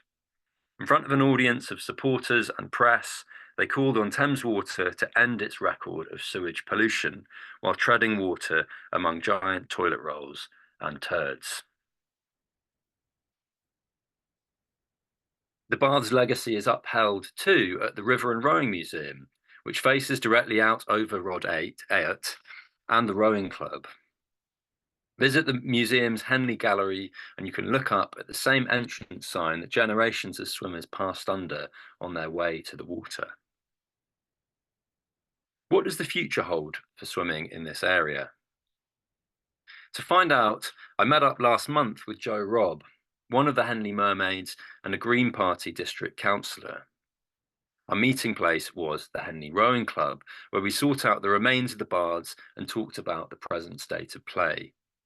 The club secretary, Margaret Hall, kindly facilitated the visit and showed us around. The physical traces of the bards are fairly minimal. The concrete edging of the bank remains in place, we can see a bit of here, along with the foundations of a diving platform and an original 1930s bench. Goose poo notwithstanding, however, Joe and I were blown away most of all by the sheer scale and beauty of the site, enhanced undoubtedly by the gorgeous weather on the day. This wasn't a compromising affordance of river access for swimmers, but a wholehearted embrace. Looking out from the clubhouse balcony, I realised that Wren's design was as much about the landscape as it was the enclosure itself. The Baths was an amphitheatre, with the river, woods and hills as the spectacle on show. Public luxury, as Joe called it. After saying goodbye to Margaret, we walked across Henley Bridge and along the Thames Path, past the museum to Mill Meadows, on the other side of Rodette from the rowing club. Joe told me en route that, while the organised swimming events are very popular, she and her fellow mermaids never swim in or around Henley on a more everyday basis. Not so much because of pollution, which is undoubtedly a problem, but more because of difficulties of access. Unsurprisingly, in a town so strongly linked to boating, the riverbank on the town side is entirely occupied by private and council-owned boat moorings. There was a campaign recently which Joe spearheaded to install a single ladder for swimmers, motivated by the tradition among local primary school kids of jumping off a particular pontoon on the last day of year 6. Naturally, this tradition would be much safer with the children to have a secure way out of the water. While the council has agreed to this, Joe and I weren't able to find the ladder, and our unsuccessful search for this single, very basic entry point put into stark contrast the state of river swimming today as compared to the past. Get the next slide, yeah. Joe was optimistic, even so, that a new bathing area could be set up at Mill Meadows. This is the view from Mill Meadows. This would mean starting small, dredging the riverbed, installing a ladder, cordoning off an area for certain hours during the bathing season, just as Solomon's Hatch started small before flourishing gradually into a much-loved public facility. In my own work, meanwhile, delving into the history of the Henley swimming baths has been part of a wider project of recovering the design and cultural history of river swimming places at large. This began with a single spot, the men's bathing place at Parsons Pleasure in Oxford, which became the subject of my PhD and was notorious for being a nude bathing place. The project then opened out into a series of exhibitions with the printmaker Duncan Montgomery and the Museum of Oxford, exploring river swimming in Oxford more broadly, as well as drawing parallels with the ponds on Hampstead Heath. At this stage, the project is growing further still. As I begin developing some more exhibition ideas, I've been exploring other parts of the Thames through a series of deep dives into specific places, including Henley and Tiger Island in Abingdon, which is pictured here. Now more than ever, I think, we should remember places like the Henley swimming baths, alongside our celebration of the Lido. Swimming in the Thames was considered 90 years ago to be a common good, not tolerated, but facilitated by local and national government. Much has changed, and as the old saying goes, you can't step in the same river twice. But the past still offers insight into what's possible, not only in confronting how we don't want rivers to be, but also envisioning how we do want them to be, for ourselves and for river ecosystems and for generations to come. Thanks very much for listening.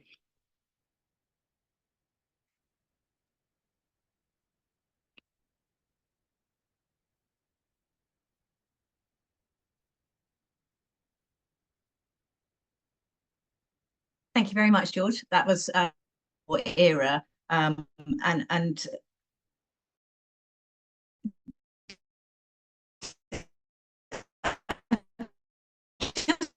interesting to see that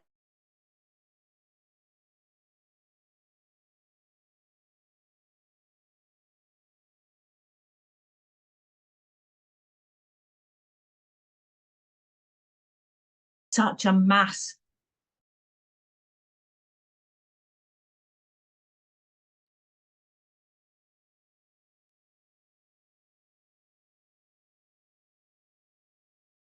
herself an open water swimmer, and she's going to be talking about fashion and how the swimsuit became an emblem of in the 20s. So hello, Anna Maria, if you'd like to share your screen now and give us the full story of these wonderful swimsuits in that Art Deco era.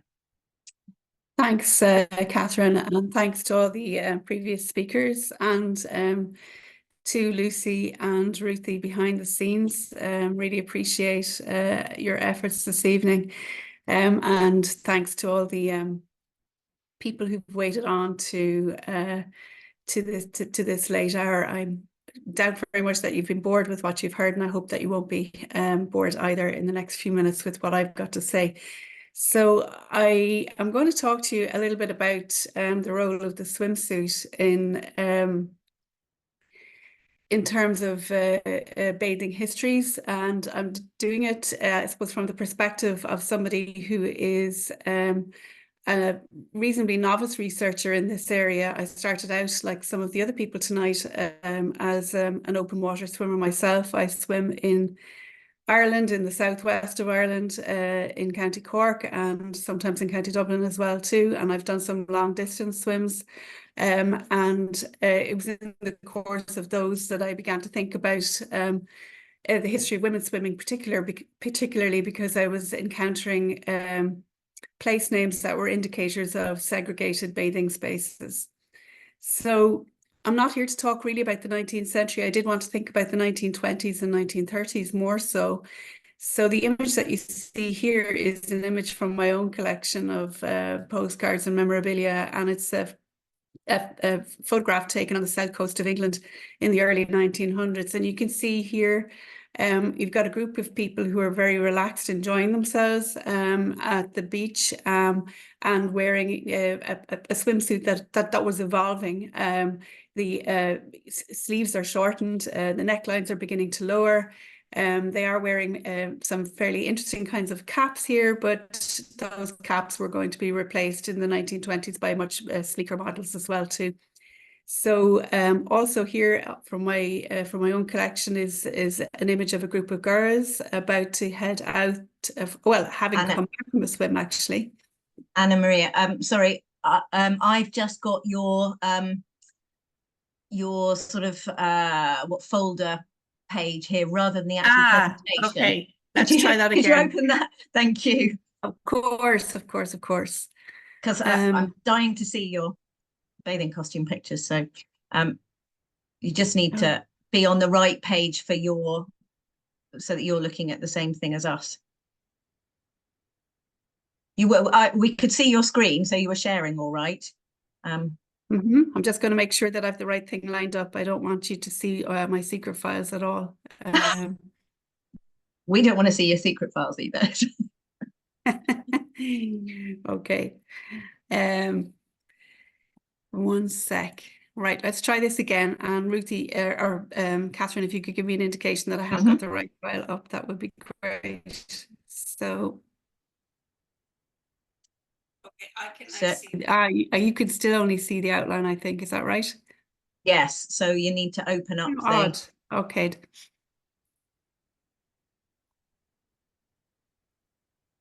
Any better? Haven't got it yet. Okay, let's try this approach. Oh, no. If you could just bear with me for a minute. Yes, of course.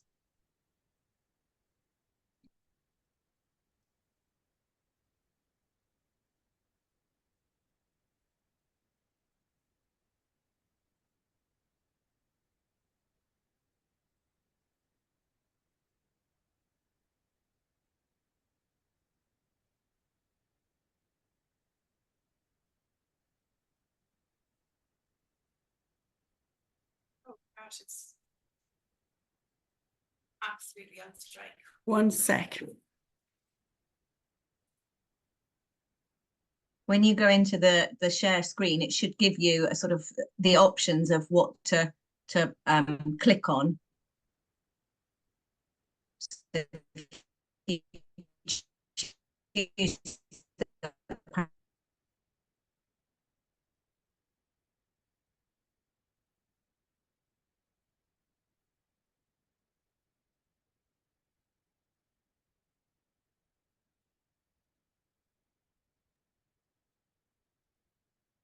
I've done this a couple of times and it really doesn't want to advance beyond this. I do not know why that is. That's never happened before. We'll try it one more time. How about that?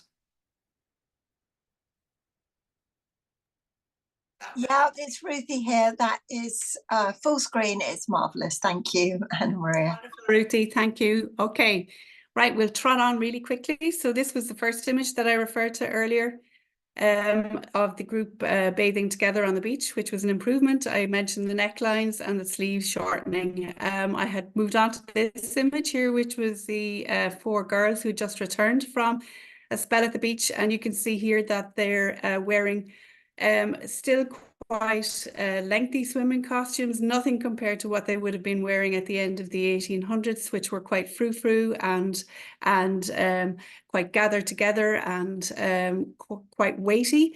And in fact, it was because of this weightiness of the female swimming costume, and also because of its fussiness in a way, and because of the inbuilt corsetry, that efforts were being made at the start of the 20th century to reform swimwear. So in the 1920s and 1930s, I suppose there were a couple of drivers specifically involved in reshaping female swimwear, but also revealing the shape of the female body in a new way.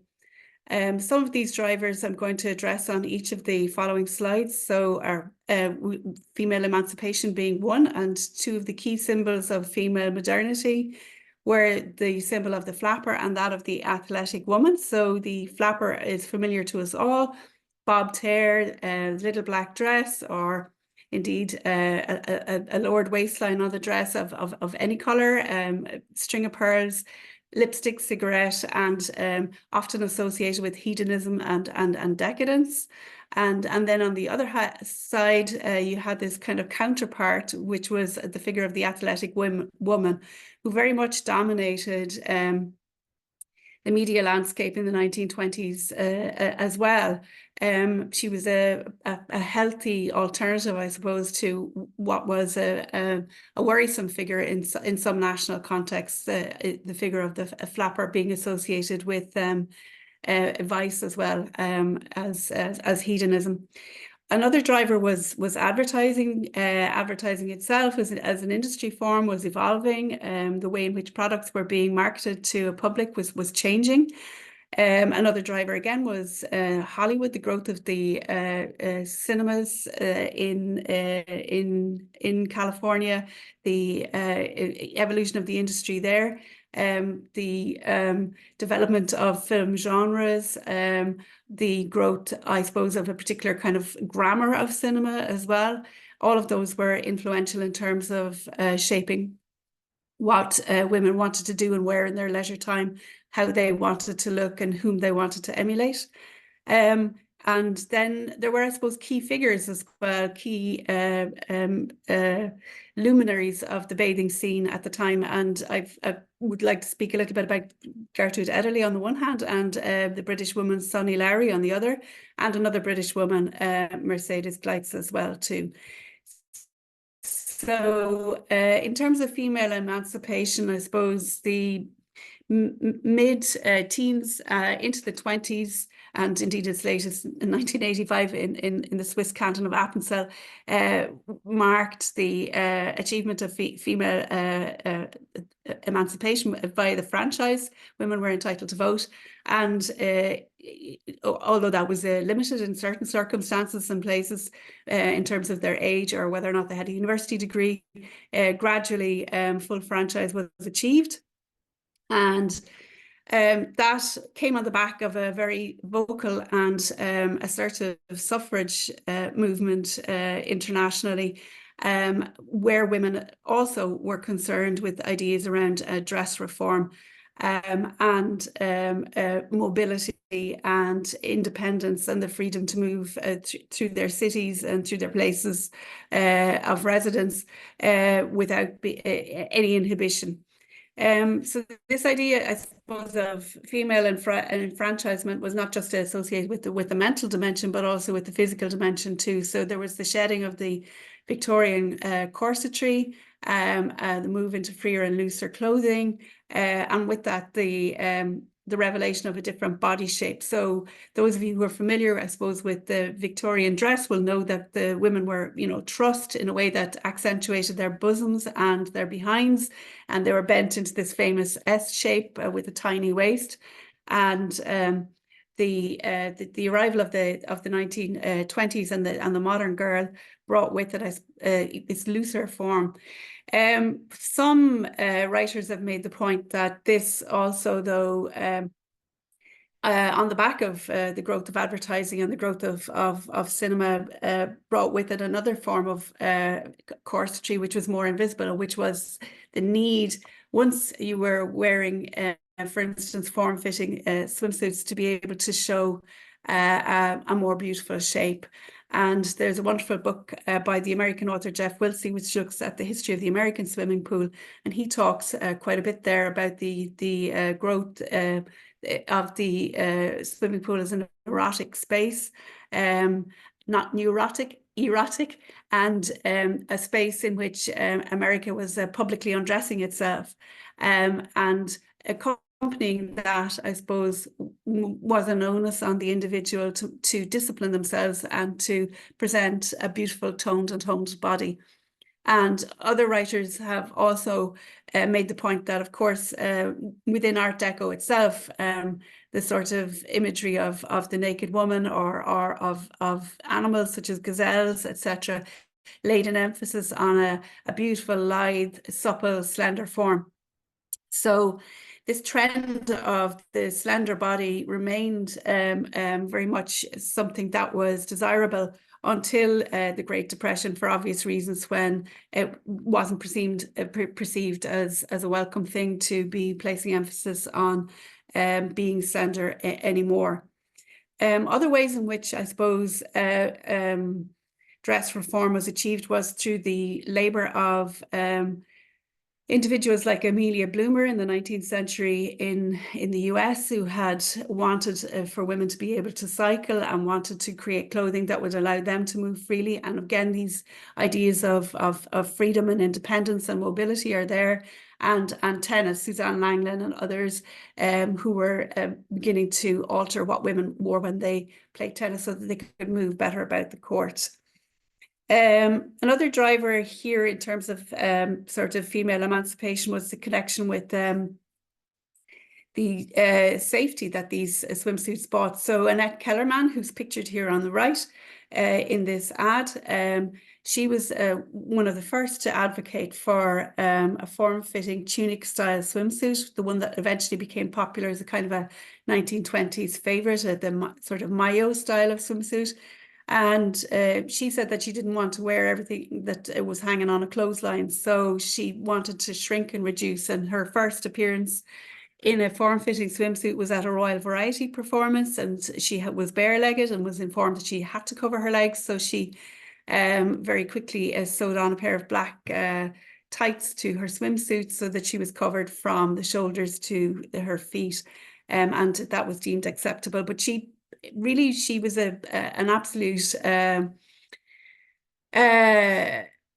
she was the ultimate, I suppose, independent woman and a real emancipatory figure of the era in so many ways. She was an entrepreneur, she was a dress reformer, she was an athlete herself, and she was a Hollywood movie star. And the ad here on the side harks back to what I mentioned a minute ago about weight. She's talking here about how you could achieve a figure like hers by maintaining a physical regime like she did. So the connection between physicality and well-being and health and beauty was being made by her already.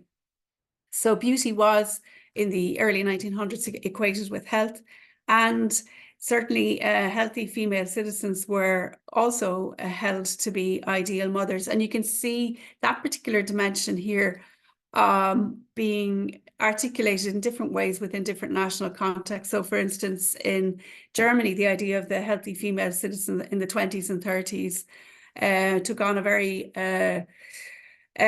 different connotation, and obviously ultimately more sinister connotation than it did perhaps in Britain or in the States or in Ireland. In Ireland, which is where the bulk of my research is located, in the 1930s, women were being encouraged to return to a more modest form of behaviour, and to return to a more modest form of dress. And certainly there was a recognition that healthy female citizens were desirable, but the idea of being a mother was very much to the forefront in the Irish context in the 1930s. So swimming was one of those activities that seemed to slip through the net in all of these contexts where modesty came into question. So the Irish hierarchy didn't have an issue with women wearing form-fitting tunics as much as they did with women, for instance, who played golf, or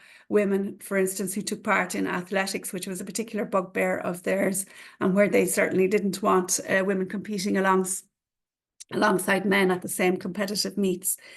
So just moving on here, the figure of the diving girl, which was captured on the previous slide by the representation of Kellerman in the ad, is a very potent figure, and is one of the figures that defines, I suppose, swimsuit advertising of the 1920s. And one of the most famous companies is Janssen, along with Cole, which was another leading American company, and Jaeger was another company that was involved in producing swimsuits for women. So Janssen was set up in 1910, and very quickly the people who were running these mills, for that is what they were, because the swimsuits were made of wool generally, firstly sought to adapt better textiles that were more durable and that wouldn't drag in the water, and the wool swimming suits often contained a lot of water, absorbed a lot of water, I should say, and women found them difficult to wear, and indeed they would drop down and become quite revealing if you weren't careful. So they were hell-bent on creating swimsuits with a better textile, rubberized, for instance, or trying out different fabrics and innovating on the one hand. On the other hand, in addition to the technological advancements that they were seeking to make, they were beginning to recognize the potential of connecting what I talk about here at the top, the erotic public space of the pool, with the commodification of the female body, with the sexualization, I suppose, of the swimmer. So they were recognizing really quickly that women wearing swimsuits sold products, and the figure of the woman in the swimsuit became quite popular in American culture more broadly. So that's something that we're going to look at again when we have a think about what was happening in Hollywood at the time. So newspapers and women's magazines played their role in bringing these fashions. So Janssen swimsuits were not only on sale in the US, but they were on sale in Britain, and they were on sale in Ireland too, for stylish women who were reading about what their American sisters were wearing and wanted to be fashion forward. So you could, for instance, make your own swimsuit, as was so often the case. You could sew it. In some instances, that came much later, actually, really. In the beginning, it was more so that you could knit it. So having looked at Irish newspapers recently from the 1920s and women's magazines, many of them will feature an actual pattern laid out stitch by stitch for women readers to follow in order to knit their own stylish swimsuits. And these were often shown then and styled by models. Quite typical styles were nautical styles, stripes, or the usual geometric patterns. Readers were often encouraged to choose comparative colours that were on trend or on style, and they were forewarned about what might be coming next season and so on. So there was this idea around the swimsuit that the American way, I suppose, was influencing quite heavily. What I mean by the American way was the emergence of the importance, for instance, of your appearance more than your character. This was beginning to become preeminent in social communications, in media, in advertising, and also the idea that you can buy beauty in a jar, as one author famously puts it, that nature may have something for you, but that what you can buy in the jar will enhance what nature has.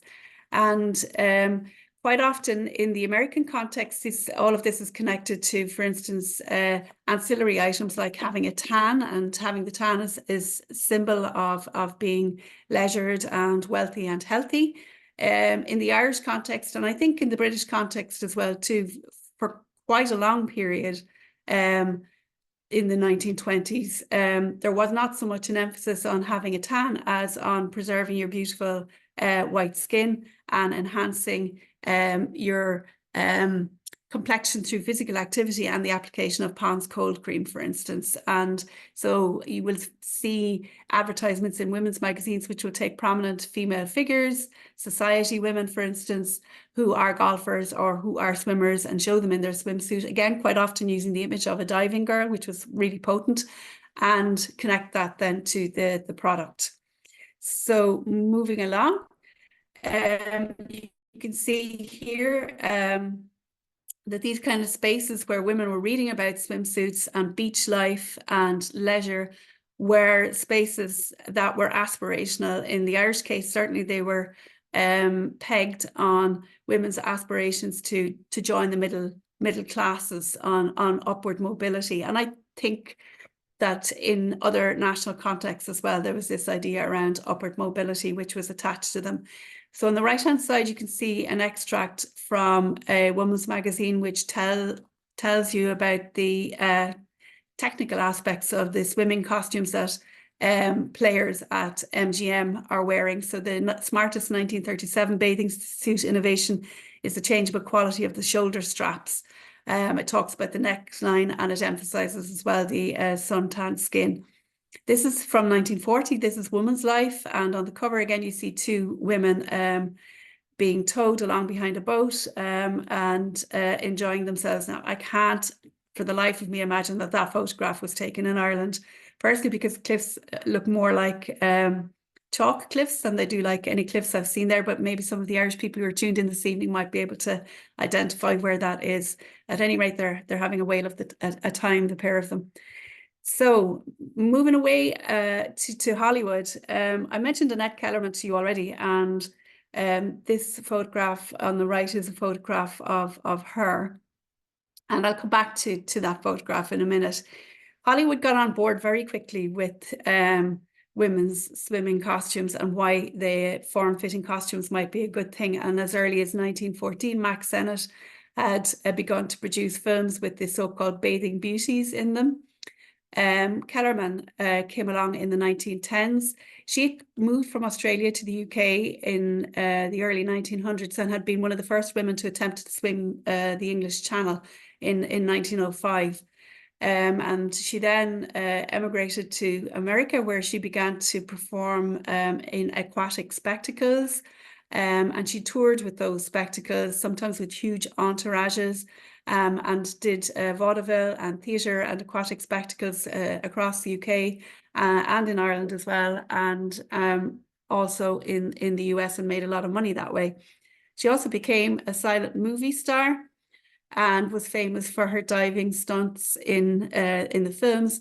And here on the right is a still from one of her movies, and she bears the celebrity status of being the first woman to appear nude in a moving role in a Hollywood film. So she wasn't static, she was moving, and she was the first woman to do that. So she was also famous for having a perfect physical form. So her dimensions were approved by a Harvard professor as being the ideal dimensions for a woman to have. She was compared to the Venus de Milo. She was measured by him. And at one of her shows in Scotland, which I saw advertised, strips of tape were given out to female members of the audience so that they could measure themselves and compare themselves with her. So Kellerman and her swimsuit and her nudity drift in and out of bathing culture in the Irish, British and American contexts throughout the 1910s, 20s and 30s. She's reappearing as a physical fitness guru in the 20s and 30s when she's too old to appear in films, and but when she's still in really good shape. So you can see exercises that she has devised in women's magazines, and she will perform those again in these form-fitting outfits. So also as well, I suppose the Hollywood stars were seen in pool settings in the 1920s, stars such as Colleen Moore, Bibi Daniels. There was also the Tarzan films and the emergence of the Californian style and the pool as a symbol of wealth and leisure. The Hays Code, which was a censorship code devised between the Catholic Church and Will Hays, the Postmaster General, named after Will Hays, and the motion picture industry, was a way, I suppose, I don't suppose, it was most certainly a way of controlling the kind of content that Hollywood film was beginning to generate. There was a certain sense that, for instance, criminality was being glorified, so gangster films had to show the gangster getting his or her comeuppance at the end, and also there was a hypersensitivity to the sexualization that was on display in Hollywood cinemas. So swimming, funnily enough, seemed to have been able to dodge the censorship bullets, so it was safe for women to be seen in swimsuits lounging quite often at the poolside, generally not particularly active at all.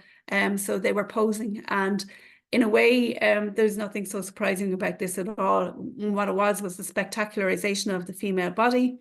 It was a way of taking away the threat of the athletic female, of a powerful woman, and repositioning her as a more traditional object of spectacle.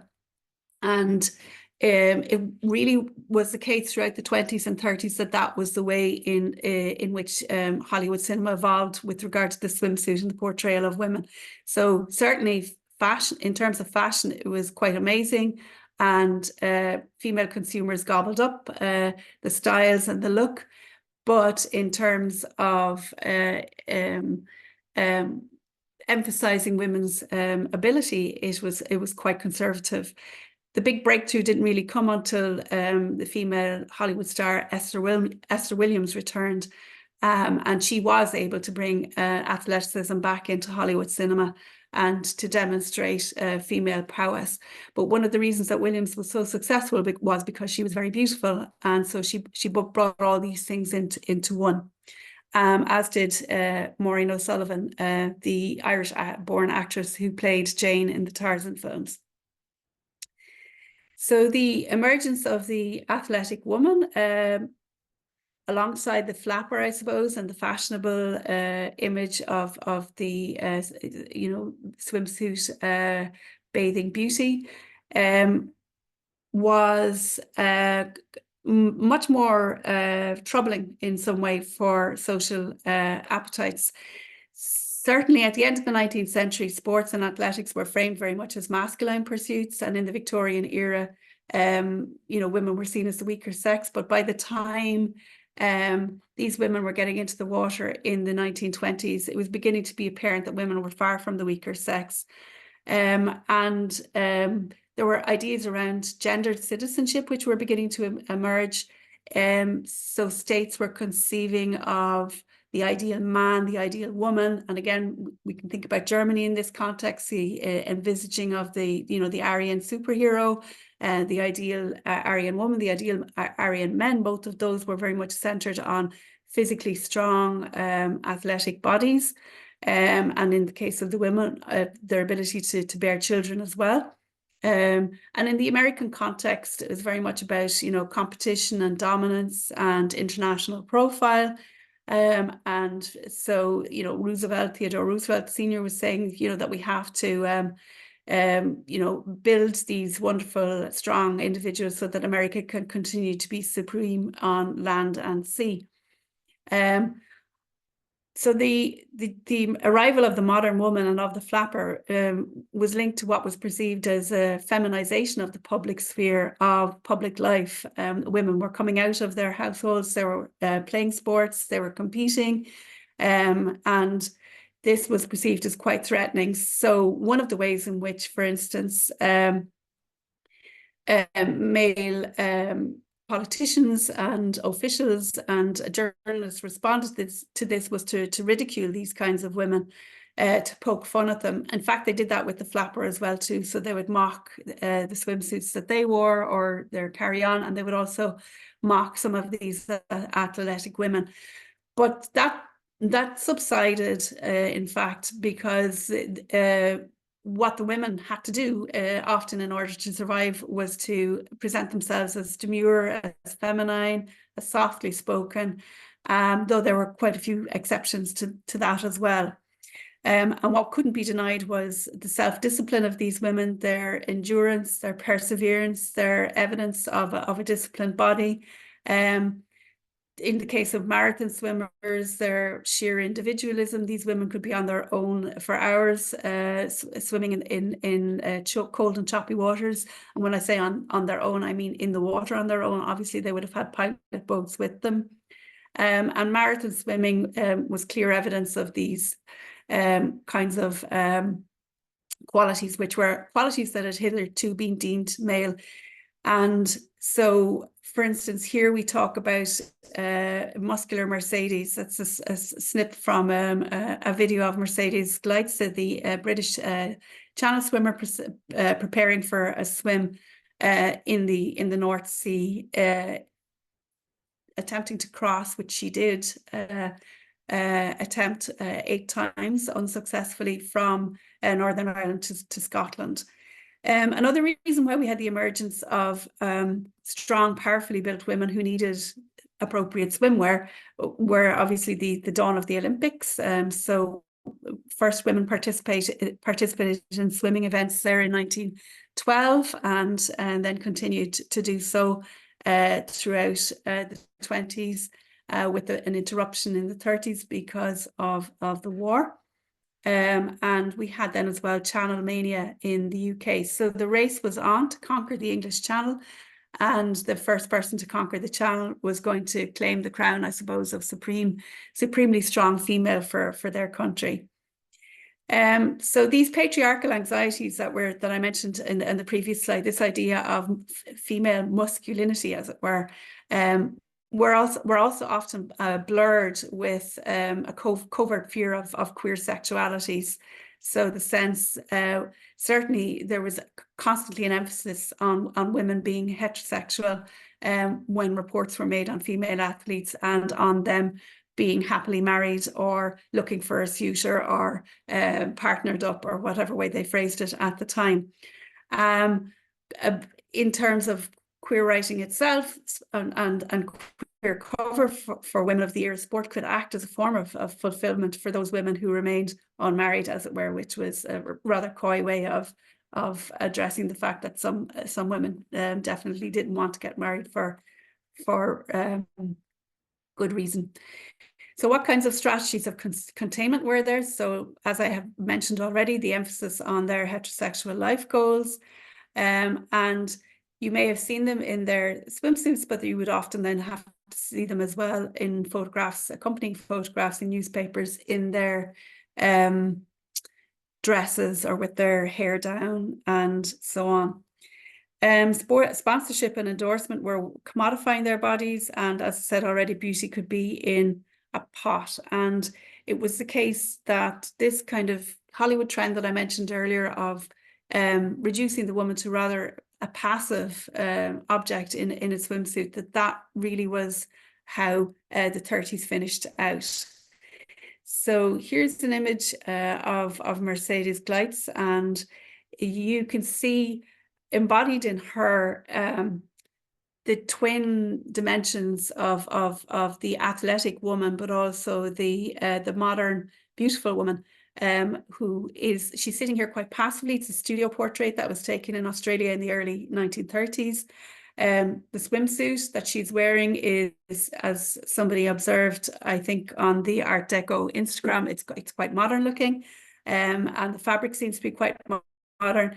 She benefited from sponsorship, so people were keen to supply her with swimsuits because her swims, which I'm not going to go into here, were so exciting, so novel, so daring. She was a path-breaking long-distance swimmer. She was the first person ever to swim the Straits of Gibraltar. She was the first British woman to swim the English Channel in 1927. And she also made a living from her long-distance swimming. So those signs of her labour and her endeavour and her self-discipline are absent in this photo, though they are to be seen in other photos of her. By contrast, here we have Sonny Lowry. So Sonny Lowry also swam the British Channel. She was a woman from Manchester. She swam the Channel in 1933. And Lowry did something that the first woman ever to swim the British Channel, Gertrude Ederle, had also done, which was to design her own swimsuit to allow her freedom of movement and mobility. So Ederle had designed herself a bikini, and she took a pair of motorcycle goggles, which she sealed with paraffin wax, and she made her own cap as well too. She got all of that together and got herself into the English Channel and swam it as the first American woman and the first woman to do it in 1926, and she beat the time of the previous fastest male swimmer by 4 hours. So these women were taking matters into their own hands. Lowry, look at this. This is not what we would call, the desirable Hollywood body here at all. She's built for endurance. And what's been shown here is a happy woman striding into the sea, into her element, but also a woman who's very powerful and very strong. This on the right is the actual original bikini, which was acquired by the museum in Dover. And has been it was part of an exhibition in Dover last year, so it's a new acquisition for them, and it's to be seen there. So I'm going to wrap, because I think it's time to wrap, and also because this was a quick run through why the swimsuit evolved the way in which it did, and the image here of Gladys Powsey diving from the west to appear in Brighton will also show you why it was important that women had these form-fitting swimsuits, and also why this muscularity that was on display was in one way extremely threatening, and in another way extremely powerful in terms of understanding what the female body could do and accomplish. So thank you for that.